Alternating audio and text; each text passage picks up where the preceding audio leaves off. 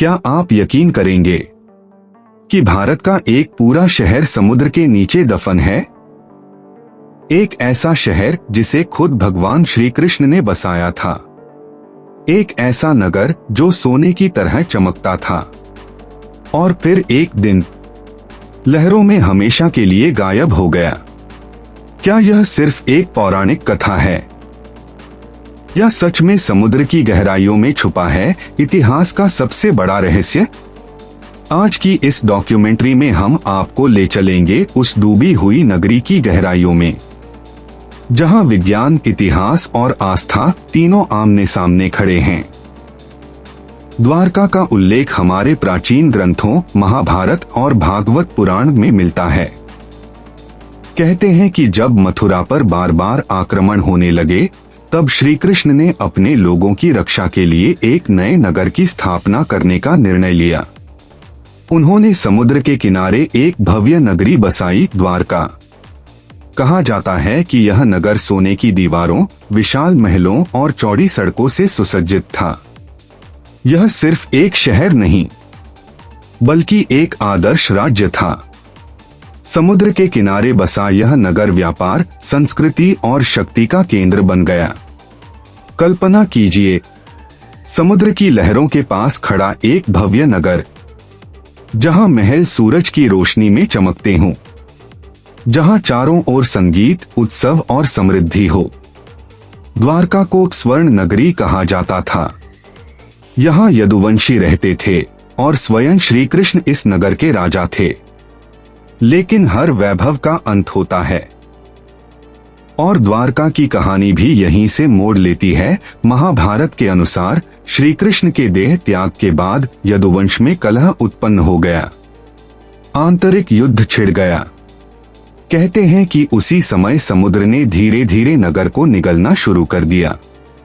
एक एक कर महल डूबते गए, गलियां गायब होती गईं और अंततः पूरी द्वारका लहरों में समा गई। क्या यह सिर्फ एक धार्मिक कथा है या इसके पीछे कोई ऐतिहासिक सच्चाई भी है? साल 1980 के दशक में समुद्री पुरातत्व विभाग ने गुजरात के तट के पास खोजबीन शुरू की। डाइवर्स ने समुद्र की गहराई में पत्थर की संरचनाएं देखीं, दीवारें, खंभे और कुछ ऐसी आकृतियां जो मानव निर्मित लगती थीं। कुछ विशेषज्ञों का मानना था कि ये अवशेष हजारों साल पुराने हो सकते हैं। यह खोज इतिहासकारों के लिए चौंकाने वाली थी। क्या यह वही द्वारका थी जिसका वर्णन ग्रंथों में मिलता है? एक और आस्था कहती है यह श्री कृष्ण की नगरी है।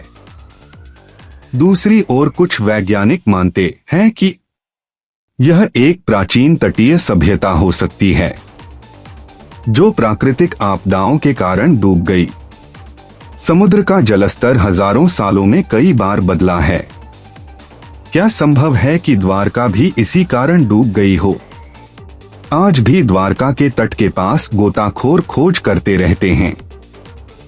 समुद्र के अंदर आज भी पत्थरों की संरचनाएं दिखाई देती हैं, लेकिन सच्चाई पूरी तरह सामने नहीं आई है।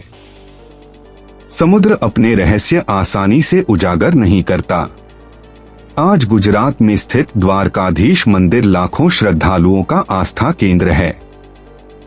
लोग मानते हैं कि यह वही स्थान है जहां कभी स्वर्ण नगरी थी। समुद्र के किनारे खड़ा यह मंदिर मानो उस डूबी हुई नगरी की कहानी सुनाता हो।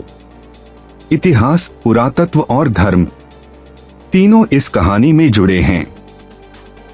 लेकिन सवाल आज भी वही है, क्या सच में श्री कृष्ण की नगरी समुद्र में डूबी थी या यह सिर्फ एक पौराणिक कथा है जिसे समय ने अमर बना दिया? अगर सच में द्वारका समुद्र में डूबी थी, तो यह दुनिया की सबसे प्राचीन और रहस्यमयी खोजों में से एक हो सकती है। लेकिन अगर यह सिर्फ कथा है, तो फिर समुद्र के नीचे मिली संरचनाएं क्या हैं? सच अभी भी लहरों के नीचे छुपा है और शायद आने वाले वर्षों में विज्ञान हमें इसका अंतिम उत्तर दे पाए।